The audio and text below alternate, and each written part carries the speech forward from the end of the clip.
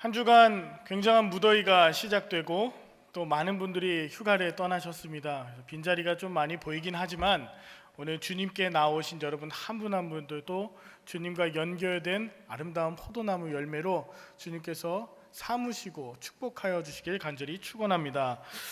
한 주간의 날씨도 참 뜨거웠지만 뉴스들을 보면서 참 마음이 많이 더웠던 것 같습니다. 특별히 한 주간에 많은 일들이 있었지만 한일 관계가 주로 이제 많이 나오게 되었습니다. 일본이 이제 화이트리스트에서 우리나라에 이제 제하게 되고, 그러면서 이에 따라서 다양한 평가와 앞으로 어떻게 대처해야 되는가에 대한 그런 이야기들이 계속 나왔습니다. 이 언론에서 저 언론에서 얘기하는 것이 다르고 사람들과 이야기할 때도 민감한 사안은 얘기하지 말자, 이렇게 되었습니다. 목사님들 간에서도 마찬가지입니다. 한 사안을 두고도 한 마음이 되기가 여간 어려운 것이 아닙니다.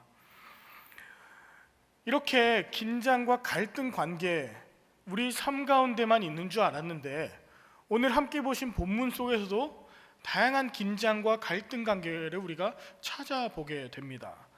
특별히 오늘 함께 읽으신 요한복음 2장 앞뒤 문맥에서는 예수님과 요한의 제자들 간에 알 수 없는 긴장 관계가 보입니다.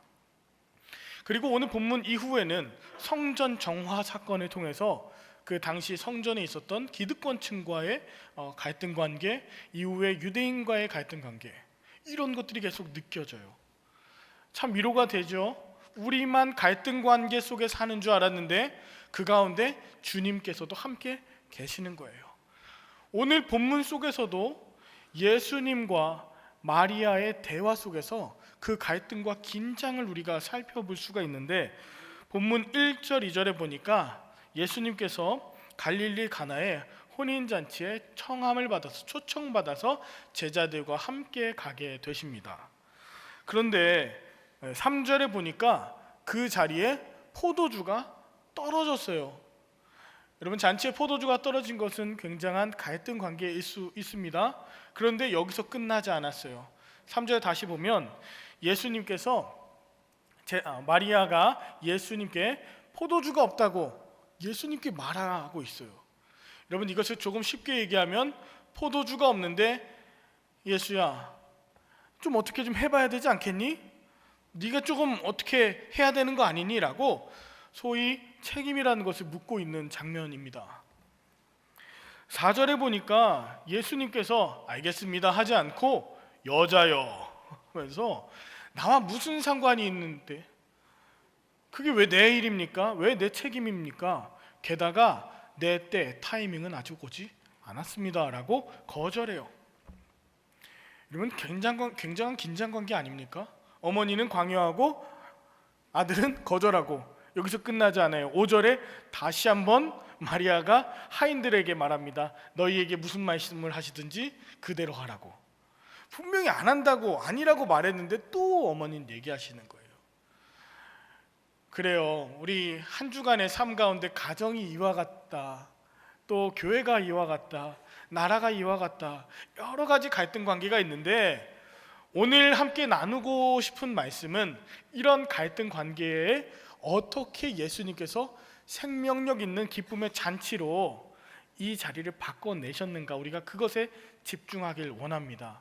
그래서 한 주 동안에 무덥고 그리고 긴장되고 또 예민해져 있었던 우리들의 모든 마음들, 그 갈등 관계들이 오늘 예수님의 말씀으로 풀어져서 오늘 포도주로 넘쳐나는 기쁨의 이 자리가 되길 간절히 축원합니다. 우리 세 가지로 함께 이 포도주에 대한 의미를, 또 더 좋은 포도주의 비밀을 나누게 될 텐데, 첫 번째는 빈 항아리에서 우리가 그것을 찾아볼 수가 있습니다. 자, 포도주라는 것은 이스라엘에서 굉장히 중요한 것입니다. 특별히 기쁨의 자리에 있어서는 더 중요해요. 시편 104편에 보니까 이 포도주는 사람의 마음을 기쁘게 하는 것이다. 그래서 잔치 자리에도 있었고, 그리고 이 포도주가 널리 사용되고 있었습니다. 여러분에게도 이 포도주, 기쁨의 포도주가 넘치시길 간절히 축원합니다. 이스라엘 사람들은 이렇게 기쁨의 자리, 특별히 오늘 본문에 보면 혼인잔치에 포도주가 꼭 필요했어요. 지리적으로 또 관례적으로 한 일주일 정도의 텀을 두고 잔치가 지속됐는데, 사람들이 멀리서도 오고 많이 오고 하다 보니까 넉넉하고 풍성한 음식과 포도주는 필수였습니다. 그런데도 오늘 그 가나의 혼인잔치에는 포도주가 떨어졌다는 거예요. 여러분, 왜 포도주가 다 떨어졌을까요? 자, 1번 사람들이 너무 많이 왔다. 2번 하인들이 다 먹었다. 3번 예수님께서 다 마셨다. 원인은 모르겠습니다만은 저 어렸을 때 잔치집 가면은 네가 여기 있는 음식 다 먹으려고 하냐라는 이야기를 좀 들어서 예수님이 포도주 다 드신 거 아닌가라는 생각을 좀 해봤어요. 그러니까 마리아도 와서 예수야 포도주 없다 이렇게 얘기한 건가? 어쨌든 그 자리에 엄청난 주당들이 막 계셨어도, 또 처음 준비했던 포도주가 적었어도 계속 포도주가 공급이 되었다면 포도주가 바닥나지는 않았을 거예요. 만약에 여러분들 이런 잔치에 초청받으셨다면 여러분들은 어떻게 하실 것 같습니까? 어떤 분들은 나는 양반이니까 말하지 말고 조용히 일어나야겠다, 포도주가 없으니. 그리고 이 결혼식은 빵점이라고 스스로 좀 생각하고 말은 하지 말아야지 하시는 분도 계실 거고, 어떤 분은 자 연회장 이리 오시오, 이 말이 됩니까? 아니면 하인들한테 하인 이리 와봐, 아까 보니까 포도주 막 흘리는 것 같던데 그래서 다 없어진 거 아니야? 어떤 사람은 핸드폰에 들어서 찍겠죠. 이 장면을 여러분들 보십시오, 포도주가 없는 자리입니다, 막 올리실 수도 있어요. 여러분, 사실 이 자리에 포도주보다 더 중요한 것이 있는데요. 이 자리는 누굴 위한 자리죠? 그냥 기계적으로 예수님 말씀하시는 분도 계신데, 이 자리는 신랑 신부를 위한 자리예요. 그렇죠? 결혼식 하는 분들을 위한 자리인데 지금 하객들이 주인공이 되어버리거나 포도주가 주인공이 되어버린 그런 상황이에요. 이럴 때는 위기 상황에서, 갈등 상황에서는 서로 격려하고 괜찮아요, 나 포도주 안 먹어도 괜찮아요, 나 포도주 냄새만 맡아도 얼굴 빨개져서 내가 오늘 낙타를 타고 왔는데 음주운전하면 안 될 것 같아요 라고 이렇게 얘기하면 되는 거죠. 위로하고 격려하는 것이 그 갈등 상황에서 그것을 해결하고 또 그것을 극복해낼 수 있는 방법입니다. 그런데 대다수의 사람들은 이런 상황에서 무관심해서 그 자리를 떠나버리거나 아니면 마음이 상해서 책임을 묻고 원인을 끝까지 찾으려고 하면서 그 잔치를 정말 이상한 분위기로 만드는 사람들도 보게 됩니다. 포도주가 없는 것만으로 그 자리가 망쳐진 것은 아닙니다. 그 자리가 망쳐졌다는 것은 포도주가 없다고 서로 싸울 때, 갈등이 심화돼서 서로가 원망하고 책임을 돌리면서 손가락질할 때 그 잔치가 정말 힘들어지는 거예요. 여러분, 이렇듯 사단은요, 포도주가 떨어진 상황에서 위로하고 격려하고 어떻게 할까 찾아보기보다 분열하게 하고 원망하게 합니다. 에덴 동산에서부터 그랬어요. 이 먹는 거에서는 특별히 더 삐지게 만들었어요. 선악과를 먹었을 때 제일 먼저 했던 그 안 좋은 죄악들이 뭐였냐면 남 탓하는 거죠. 비난하던 거였어요. 하나님이 내게 주신 저 여자가, 하나님이 만드신 뱀 때문에, 누구 때문에 하면서 그 어려운 상황 가운데 계속 분열하고 갈등이 심화됩니다. 여러분, 오늘 이 장면을 제가 이렇게 극적으로 묘사하는 이유는 다른 것이 아니에요. 예수님 어떻게 그것을 해결하셨나. 오늘 본문 6절에 예수님이 해결하시도록 집중하게 하시는 것이 있는데 바로 돌 항아리라는 것입니다. 6절 함께 읽어볼까요? 시작. 거기에 유대인의 정결 예식을 따라 두세 통 드는 돌 항아리 6이 놓였는지라. 아멘. 성경은 돌 항아리에 주목하라고 해요. 돌 항아리 뭔가 한번 볼까요? 사진을 보니까 가나 혼인잔치 교회가 이렇게 겉모습이 있고 안으로 들어가 보면 이렇게 생겼습니다. 그리고 지하로 내려가 보면 거기에 돌 항아리가 있는데, 이 돌 항아리가 두세 통 드는 이제 돌 항아리라고 했는데, 이 통이라는 이 단어, 두세 통이라고 하는 이 단어는 10갤런 정도 되는, 그래서 두세 통은 2, 30갤런, 한 80에서 100리터 정도 되는, 그래서 두 사람이 이렇게 팔을 이렇게 붙잡았을 때 겨우 그 둘레가 쌓여질 만한 그런 큰 항아리입니다. 그게 6개나 놓여 있었대요. 그런데 중요한 것이 있어요. 그 항아리가 차 있습니까? 안 차 있습니까? 안 차 있어요. 그래서 저는 빈 항아리라고 부릅니다. 여러분, 유대인들의 정결 예식에 따라서 손 씻고 발 씻어야 되는 이 항아리에 물이 이미 없었어요. 근데 이 항아리를 주목하게 하는 것이 무엇일까? 무슨 이유 때문에 포도주가 없는데 항아리 얘기를 갑자기 하는 것일까? 여러분, 뜬금없으실 수가 있어요. 저도 오늘 이 요한복음 2장의 말씀이 내가 듣고 싶어 했던 말씀이 아닌데 라고 생각되는 빈 항아리 같은 말씀으로 여러분에게 전달될 수 있다고 봐요. 그러나 오늘 이 빈 항아리 같은 이 말씀이 여러분에게 어떤 역사를 이뤄갈지 기대하시면서 한번 보겠습니다. 여러분, 빈 항아리는 주님의 쓰시는 도구였어요. 우리의 방법과 우리의 계획과 주님의 방법은 너무나 달라요. 우리 장로님께서 기도하실 때 우리 모세, 모세 출애굽 40년의 여정을 말씀하셨는데, 맞아요. 모세의 손에 들린 것이 있었습니다. 마른 막대기였어요. 근데 이 마른 막대기가 하나님께서 쓰시니까 하나님의 지팡이가 됩니다. 여러분, 모세가 갔던 그곳도요, 그냥 광야가 아니라 빈 광야였어요. 아무것도 없는 광야. 그런데도 그곳에서 만났던 홍해는 갈라주시고, 빈 광야에서 불기둥 구름기둥으로 함께하여 주셨고, 빈 광야에서 만나 메추라기를 보내주셨어요. 이것을 신명기 8장 3절 4절에서는 모세가 이렇게 이야기합니다. 함께 읽어보겠습니다. 너를 낮추시며 너를 줄이게 하시며 또 너도 알지 못하며 내 조상들도 알지 못하던 만나를 내게 먹이신 것은 사람이 떡으로만 사는 것이 아니요 여호와의 입에서 나오는 모든 말씀으로 사는 줄을 내가 알게 하려 하심이라. 이 40년 동안에 내 의복이 헤어지지 아니하였고 내 발이 부르트지 아니하였느니라. 아멘. 빈 들에서 하나님 얼마나 공급하셨는지, 얼마나 주님께서 함께 하셨는지, 빈들이 축복의 자리였고, 빈 광야가 하나님께서 역사하셨던, 날마다 함께 하셨던 기쁨의 데이트 장소라고 할 때 우리는 더 이상 그 빈 광야를 비었다고 하지 않아요. 하나님께서 함께 하셨다고 충만한 광야라고 고백할 수가 있죠. 엘리야가 한 과부의 집에 갑니다. 사르밧 과부의 집에 갔더니 통이 있는데 빈 통과 빈 병이 있었어요. 그런데 이거 결국 어떻게 됩니까?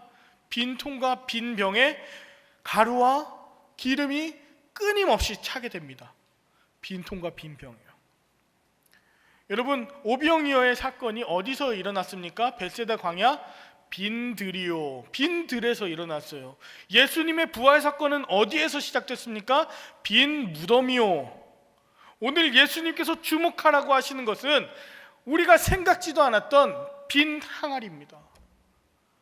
예전에 쓰임 받았고, 근데 뭐 지하에 있을 수도 있고 안 쓰고 있는데 그 하찮게 여겼던 빈 항아리가 오늘 놀라운 기적의 역사로 드러나게 된다는 것입니다. 여러분, 오늘 내게 포도주가 없는데 빈 항아리가 보이십니까? 지금 말씀을 들으시는데 빈 항아리 같은 것이 무엇인지, 내게 왜 빈 항아리를 지금 말씀하시는지 여러분들 마음속에 하나님께서 두들기고 계십니까? 포도주가 없는 절망적인 상황 가운데 그 빈 항아리 통해서 어떻게 역사하실지, 끝난 것이 아니라 이제 시작하게 하실지 함께 기도하면서 이번 대지로 넘어가 보겠습니다. 그 놀라운 더 맛 좋은 포도주는 채우고 나누는 항아리에서 이제 또한 시작이 됩니다. 본문 7절 8절 계속해서 보겠습니다. 시작. 예수께서 그들에게 이르시되 항아리에 물을 채우라 하신즉 아기까지 채우니 이제는 떠서 연회장에게 갖다 주라 하심에 갖다 주었더니. 아멘. 예수님은 포도주도 없고 바쁜 이 상황에 물을 갑자기 부으라고 하세요. 물을 채워라. 물을 채워라 하는 이것은 제가 지난 부활절에 나사로에 대한 얘기를 했는데, 요한복음 11장에 보면 돌문을 열어라 하시는 것과 비슷한 이야기입니다. 돌문을 열어라 했을 때 돌문이 자동문으로 쫙 열리고, 아니면 돌문아 깨져라 하니까 천둥번개가 뻥 쳐서 깨지고, 나사로야 나오라 했는데 착착착 멋있게 나오면 얼마나 좋았겠습니까? 근데 굳이 돌문을 열래요. 손으로 열래요. 힘들기도 하지만 섬뜩한 일 아닙니까? 여러분, 무덤을 오늘 물을 채워라 하는 것도 그래요. 섬뜩한 일입니다. 힘든 일입니다. 이런 갈등 상황에서 오히려 도망가고 싶고 비난받고 책망받을 것을 피하고 싶지만 말씀에 순종해서 더 깊이 파고 들라는 거예요. 뚫고 나아가라는 거예요. 물을 부으라는 거예요.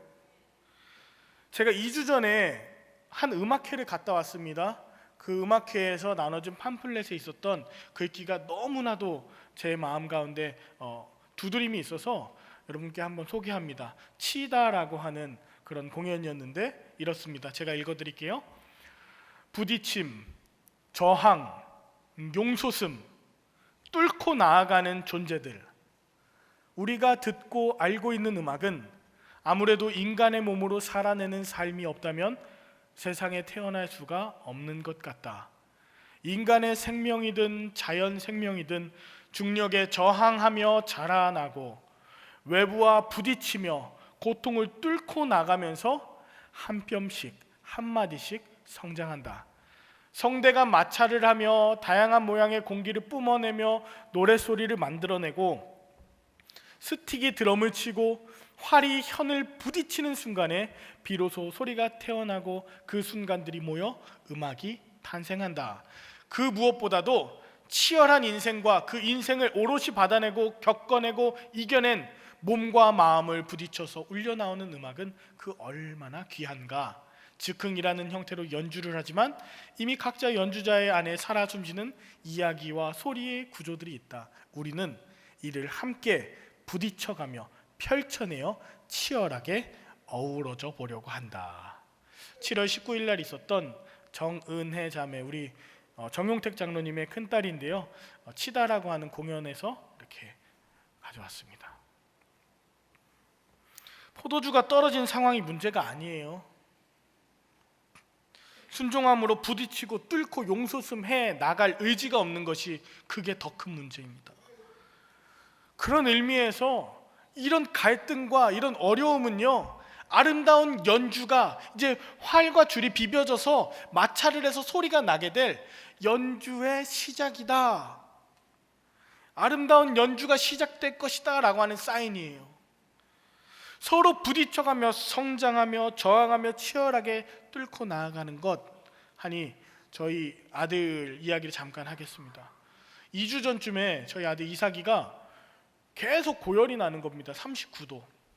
일주일 동안 병원에 매일 갔는데도 해열제도 안 들고 감기약도 안 들었어요. 이상하다. 밥도 안 먹고 울고 새벽에 계속 끙끙거리고 울고. 근데 일주일 있다가 아이가 환하게 웃습니다. 이빨이 위에 4개 아래 4개가 있거든요. 씩 웃는데 하하하 웃을 때 못 봤던 어금니가 나 있는 거예요. 그래서 그렇게 열이 났던 거예요. 어금니가 나기 싫어하고서 잇몸 안에 그냥 있었다면, 그 용솟음처럼 뚫고 나오지 않았다면, 그렇게 성장하지 않았다면 영원히 아이일 텐데, 이제는 어금니로 더 딱딱한 것도 먹을 수 있을 것입니다. 성장통이 있어야 하는구나. 통증을 가로막는 것 앞에서 생명력을 가지고 뚫어내는 것, 그게 진짜 갈등을 해결하는 방법이구나. 다시 말씀으로 좀 돌아와 보려고 합니다. 예수님께서는 빈 항아리에 물을 채우라고 하세요. 물을 왜 채웁니까? 포도주가 없는데 라고 하지 않고 채웠어요. 정말 귀한 것은 하인들한테 물을 채워라 했는데 스스로 아귀까지, 물 주둥이까지 채웠다고 합니다. 물을 다 채우자 8절에 보니까 이제는 연회장에게 갖다 주라 합니다. 연회장한테 갖다 줬는데 물 가지고 왔으면 연회장이 보고서 뭐라고 합니까? 제정신이야 하인? 너 잘려볼래? 지금 포도주 없다고 항의하는 거야? 라고 할 수 있겠지만 저는 여기에서 연회장에게 떠서 갖다 주라고 하는 데서 예수님의 놀라우신 배려를 느꼈습니다. 여러분, 질문 하나 드릴까요? 포도주가 언제 완성됐을까요? 다시요. 물이 언제 포도주로 변했을까요? 성경에는 나와 있지 않지만 이렇게 생각할 수 있어요. 연회장이 마실 때 그때 포도주로 변했다. 순식간에. 아니다. 가져가면서 그때 이제 걸음걸이 때 이제 변했다. 저는 아니다. 물을 항아리에 부을 때 그 항아리에 이미 포도주로 바뀌게 하셨다라고 저는 고백해요. 왜냐하면 우리 주 예수님께서는 우리가 얼마나 순종하는지 두고 보자 너 순종 안 하지 하고서 우리를 시험하시는 분이 아니라 물을 채워온 하인들에게 야 너희들 수고 많았어, 이제 위로할게, 이제 격려하고 너희 칭찬받을 차례야, 이거 포도주 갖다 줘. 이미 하인들은 가면서 포도주의 향기와 포도주의 색깔과 그 엄청난 것을 이미 경험하면서 가니 기쁨밖에 없겠죠. 만약에요 예수님께서 물로 만든 포도주를 가져가서 그 연회장에 이렇게 땁니다. 연회장, 이건 먹어봐. 이거 특급 포도주야. 내가 만들었어. 물로 만들었지. 이렇게 하셨다면 예수님만 엄청난 분이 되겠지만 물 떠온 하인들은 뭐가 됩니까? 그렇죠? 수고는 하인들이 했는데요. 여러분, 우리 예수님의 배려가 느껴지십니까? 정말 물과 이 모든 것을 떠다 주는 것은, 나르는 것은 일이 아니에요. 칭찬받게 하실 일이에요. 격려하는 일이에요. 포도주와 물을 나눈 것이 아니라 예수님의 배려와 사랑을 느껴요. 예수님의 그 마음을 느끼는 일이죠. 여러분, 치열한 갈등 간에 예수님께서 물 떠오라고 하실 때 물 뜨면 돼요. 돌문을 열라고 하면 열면 돼요. 살려내라고 얘기하지 않으세요. 나사로야 나오라고 주님이 말씀하세요. 물 떠오면 이미 포도주입니다. 우리 삶에 그렇게 하지 못하도록 포기하게 만들고 다시금 도전하지 못하게 만들고 이제 다 끝났어 원망하고 분열하고 책임 추궁하게 만드는 그런 일들은 절대로 생명 살림의 역사가 될 수 없다. 여러분들 특별히 순종으로 채우고 감사함으로 나누시고 우리 주님의 것으로 나누실 때 아주 귀한 생명 파티가 계속해서 이어질 줄 믿습니다. 마지막으로 하나 더 생각해 볼 것은 좋은 포도주로 가득한 항아리. 빈 항아리가 과거였고 또 물로 채우고 나눴던 것이 현재였다면 미래에도 계속해서 좋은 포도주로 가득할 항아리를 우리 예수님께서 말씀하세요. 본문 9절에 보니까 연회장은 물로 된 포도주를 맛보고도 어디서 났는지 알지 못하고 물 떠온 하인들은 압니다. 자, 하인들은요 이전에 포도주가 얼마 없을 때 계속 포도주 나가네 불안했을 거예요. 그런데 이제는 불안하지 않아요. 그리고 이제 엄청나게 좋은 포도주를 먹어봤기 때문에 힘이 나서 미리 포도주 담그자, 우리 더 이만큼의 귀한 포도주를 담그자라고 힘도 났을 거예요. 그리고 나서 10절에 보니까 말하되 사람마다 먼저 좋은 포도주를 내고 취한 후에 낮은 것을 내거늘 그대는 지금까지 좋은 포도주를 넣었도다 하면서 연회장이 신랑에게 말합니다. 다시요. 이런 좋은 포도주를 갖고 왔다고 연회장이 누구한테 말했다고요? 신랑에게 말했어요. 이상한 거예요. 포도주 갖고 온 사람한테 말해야 되잖아요.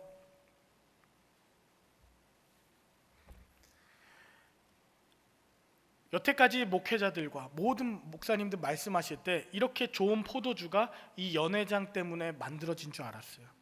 여러분, 근데 아니에요. 사람이 만드는 포도주는요, 사람의 평가로 이루어지는 포도주, 연회장이 이렇게 귀한 포도주를 내다니 할 때 그 포도주가 귀한 게 아니에요. 이미 귀한 포도주입니다. 근데 우리는 사람들한테 인정받고 사람들한테 평가받는 것에 너무너무 갈급해요. 인정 욕구죠. 인정 중독이죠. 사람들의 평가에 좌우되는 분 혹시 이 자리에 계십니까? 사람들 평가에 너무 의존하지 마세요. 예수님께서도 수많은 무리들이 왔지만 그들을 의지하지 않았습니다. 사람들이 많이 주목하고 안 하고가 아니라 정말 그 연회장이 그 신랑한테 말한 그 말이 없었어도 그 포도주는, 아니 그 하인들은 귀한 존재다. 연회장은 신랑에게 말하지만 예수님은 하인에게 말씀하세요. 너희는 하인이 아니야. 귀한 존재야. 기적에 함께 참여하는 그런 자야 라고요. 너희가 새 포도주, 귀한 포도주다. 하나 더 얘기해 볼까요? 하나님 만드시는 새 포도주는요, 마르지 않아요. 11절에 보니까 예수님의 은혜로 시작된 이 첫 표적이 이제 시작이라는 거예요. 그리고 갈릴리 가나에서 행할 때 그의 영광을 나타내시기 시작했어요. 앞으로 더 아름다워져요. 그 하인들의 삶도 더 아름다워질 거예요. 세상의 일들은요, 처음에는 반짝하고 좋은 것 같다가 점점 안 좋아져요. 이단들도요, 처음엔 좋은 것 같은데 끝이 다를 이 끝단에서 이단이에요. 죄악된 일도 지금은 대단한 것 같지만 점점 가면 갈수록 끝이 안 좋아져요. 영원하지도 않아요. 그런데 우리 하나님 나라의 법칙은 처음에는 좋은데 끝은 더 좋아요. 아멘. 오늘 주님의 말씀 가운데 순종하는 포도주는 끝이 더 좋아요. 마치 씨앗과 같아요. 이 안에 생명이 있어요. 지금은 이쁘지도 않아요. 아름답지 않아요. 그러나 심겨질 때 뿌리가 나요. 뿌리도 아직 아름답지 않아요. 흙도 덕지덕지 붙어요. 그런데 줄기가 나고 잎사귀가 나고 꽃이 펴요. 아름다워요. 거기서 끝나지 않아요. 열매를 맺어요. 열매에서 끝나지 않아요. 또 씨앗을 맺어요. 더 많은 씨앗들로 더 많은 풍성한 생명력을 나타내요. 하나님의 일은요, 잠깐 지금 당장 현재적으로 끝나는 역사가 아니라 앞으로도 계속 이어지는 기쁨의 잔치이자 천국의 소망인 줄 믿습니다. 여러분, 이 말씀 마무리하려고 합니다. 오늘 가나의 혼인잔치 같은 교회, 가나의 혼인잔치 같은 그런 가정, 그런 우리나라의 상황을 여러분들 보고 계십니까? 똑같이 원망하고 똑같이 좌절하지 마십시오. 이 자리에 혹시 재정적으로 너무 어려워서 갈급한 포도주, 그 포도주를 갈급해하며 찾는 그런 떨어져가는 분 계십니까? 우리 주님께서 채우시길 간절히 축복합니다. 내 영적 상태가 빈 항아리다. 옛날엔 쓰임 받았는데 지금은 텅텅 빈 것 같다. 오늘 주님의 말씀이, 채우라는 말씀이 들려지시길 축복합니다. 오늘 하인들처럼 사람들한테 무시당하고 인정받지 못했던 자존감이 완전 바닥으로 떨어져 있는 분은 예수님이 내가 너의 동역자, 내가 너와 함께하는 자야라는 이 음성이 여러분들에게 전달되길 간절히 축원합니다. 예수님 만나서 말씀 따라 가는 여정은 지금보다 내일이 더 아름답고, 지금은 비록 연약하나 나중은 더 아름다워지는 그런 일들로 인도하여 주실 줄 믿습니다. 여러분, 모쪼록 잔치가 열리는 곳곳마다 분열이 아닌 비전을 선포하는 자로, 온전한 순종으로, 미래에 대한 소망으로 가득하신 우리 삶, 그 가정, 우리 교회, 이 나라, 이 민족이 되어서 하나님의 놀라운 생명잔치로 일반 연회가 아름다운 성만찬으로 바뀌어지는 역사가 있어지는 한 주 되길 우리 주 예수 그리스도의 이름으로 간절히 축원합니다. 기도하겠습니다. 하나님 아버지, 감사합니다. 세상이 보았을 때 아무것도 아닌 빈 항아리 같은 나를 주님께서 사용하실 포도주를 담는 항아리 되게 하시니 감사합니다. 채우고 또 나누어도 끝까지 감사가 넘치는 그런 기쁨의 잔치 참여한 우리 되게 하여 주옵소서. 예수님의 이름으로 기도 올리옵나이다. 아멘.